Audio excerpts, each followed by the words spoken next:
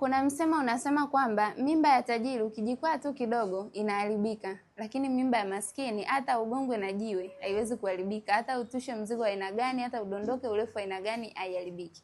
Ni kweli, lakini kuna siri iliyojificha ndani ya msemo huu, kwa sababu yawezekana wale ambao wanahisi kwamba mimba ya tajiri ni rahisi kuharibika ni kwa sababu wana changamoto ya hormone, na mwanamke akiwa na changamoto ya hormone ni rahisi sana kupata miscarriage. Lakini kwa wale ambao wanasema mimba ya maskini huwa inadumu, yawezekana kweli ukabeba mimba ya maskini lakini hauna changamoto yoyote kwenye mfumo wako wa uzazi, na ni dhahiri kwamba hiyo mimba yako itaweza kukua hata kama ukikutana na changamoto za kiasi gani.